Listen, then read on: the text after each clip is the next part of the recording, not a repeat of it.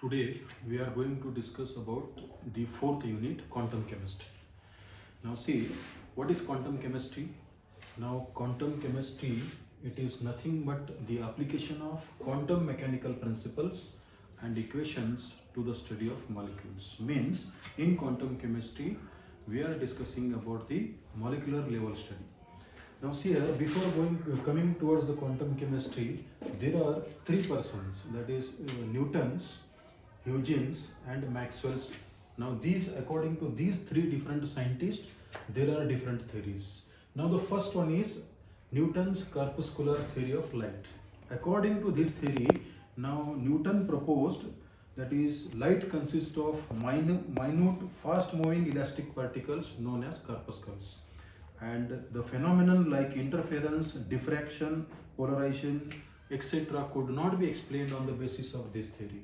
So to explain these phenomenon, now another scientist, Huygens, now he proposed Huygens wave theory, and according to this theory the light travels in the form of waves in hypothetic medium either. Therefore wave theory of light successfully explained the phenomenon like interference, diffraction, polarization, etc. Now the wave theory was followed by Maxwell. Now see, that theory is known as Maxwell's electromagnetic theory. Now that means whatever the other phenomenons like the photoelectric effect, quantum effect, emission and absorption light, which could not be explained on the basis of above theories. So there is a new theory take the birth, and that is the quantum mechanical approach.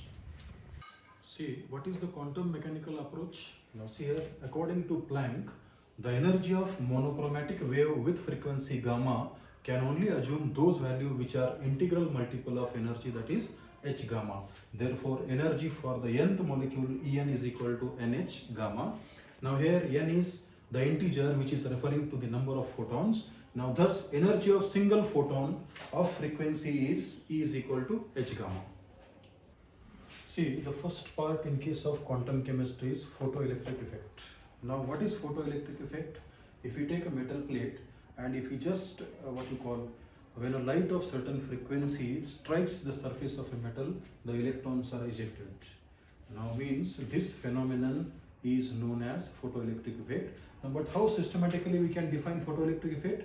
The phenomenon of ejection of electrons from the metal surface under the influence of incident radiation is called photoelectric effect.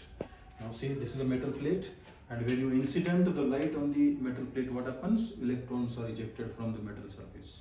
Now these electrons, whatever the ejected electrons are there, these electrons are known as photoelectrons, and these photoelectrons are no way different from the electrons.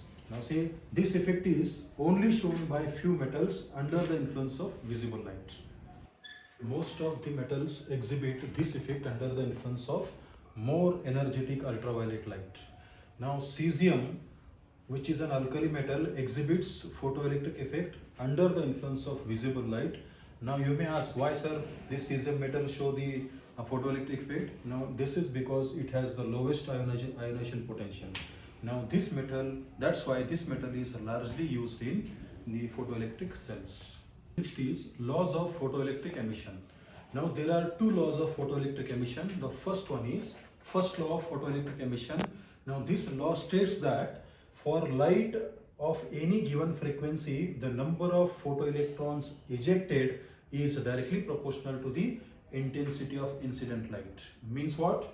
Now if the intensity increases, the number of ejected electron increases, but the velocity remains constant. Now second law of photoelectric emission.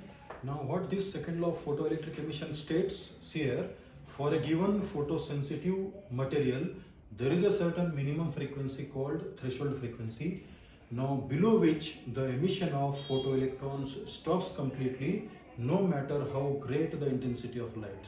Now this is the statement of the second law of photoelectric emission.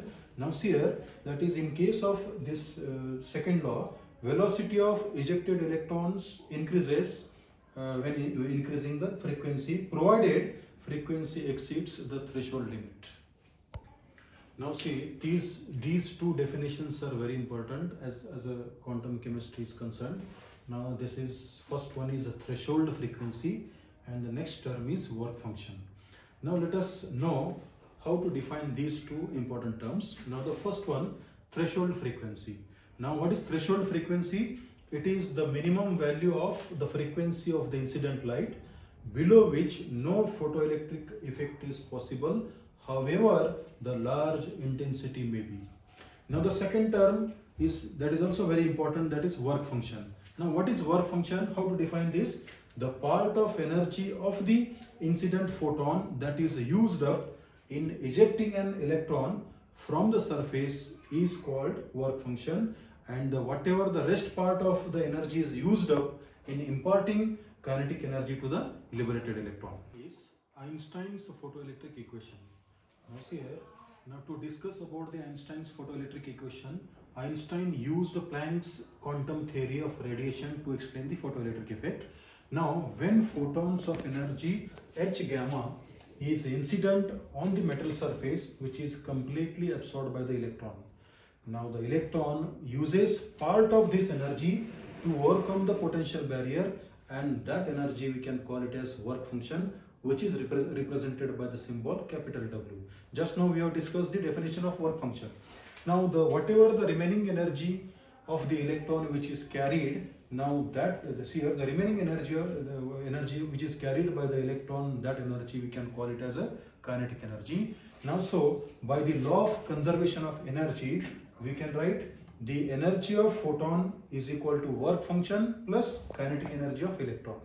Now we know the equation, see here, that is H gamma is equal to work function is W plus kinetic energy. When we substitute the value of work function and kinetic energy in the corresponding equation, we will get H gamma is equal to H gamma naught plus 1 by 2 mv max square.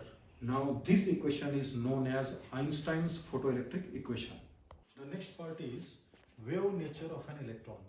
Now see, that is electron moving in a circular orbit around the nucleus.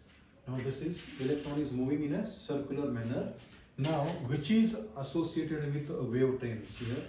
Now this is a wave train which is associated with the circular orbit of the electron which is moving around the nucleus. If the wave is continually in circumference of the circle, and which is must be the integral multiple of the wavelength, that is lambda. Now see here, that is the circumference of the circle is equal to n lambda, which is an integral multiple. Now what is the circumference of the circle? 2 pi r.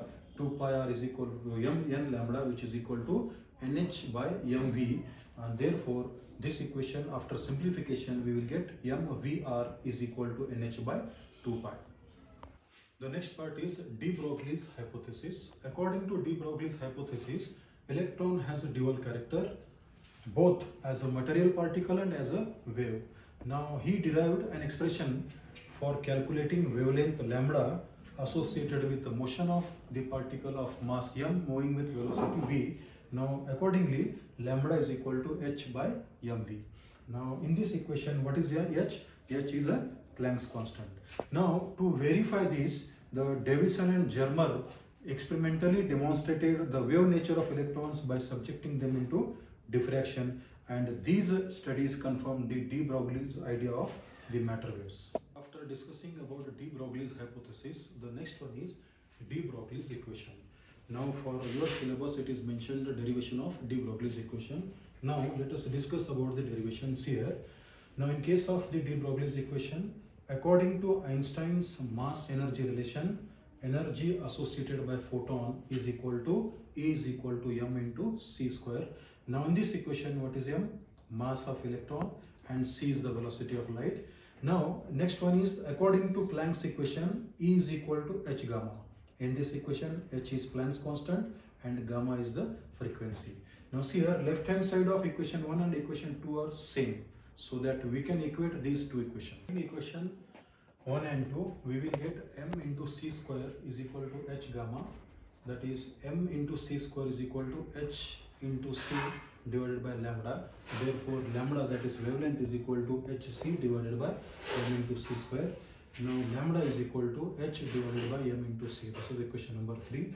Now in this equation we can replace this velocity of light with the v velocity. Therefore how this equation will become? Now lambda is equal to h divided by m into v.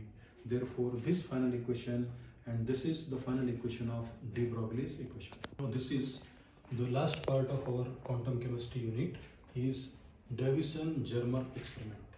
Now see, I have drawn this diagram, which is the experimental setup for this Davison-Germer experiment.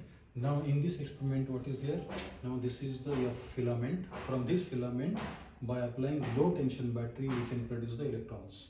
And these electrons are restricted. These electrons are restricted with the help of these two diaphragm, D1 and D2, and which is passed through this cylinder. Now this cylinder is attached with the handle.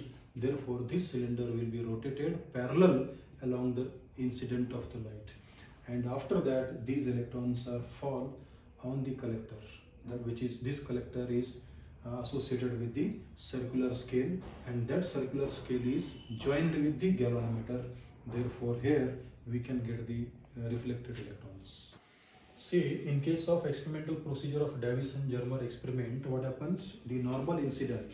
Now what happens? Beam of electrons falls on the surface of the crystal, which is diffracted.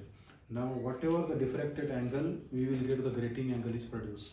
And in that grating angle, what happens? For each azimuth of the crystal, now beam of electrons is made to fall normally on the crystal. Now the collector is moved in various position on the scale S, and galvanometer deflection at each position is noted. Now see here, now this deflection gives the measure of the diffracted intensity of the diffracted beam of electrons, and the galvanometer deflection is plotted against the angle between incident beam and the beam entering the collector. Now we at a different voltage we will get the different graphs. Now from this graph what we can conclude? Now see, when we go on increasing the voltage from 44 volt to the 54 volt, what happens? Here you will get the smooth curve. Now after that, is if we slight increases the voltage, what happens? Now there is a development of spur on the curve. Now here at 50-degree angle there is a maximum spur is developed, and when we go on increasing further from 54 volt, what happens? Again you will get the curve becomes soft at 68 volt. Now according to the experiment, we have angle theta is equal to 50 degree and the distance is d is equal to 2.15. Now from equation of plane reflecting grating, n lambda is equal to d sin theta. Therefore lambda is equal to 2.15 sin 50.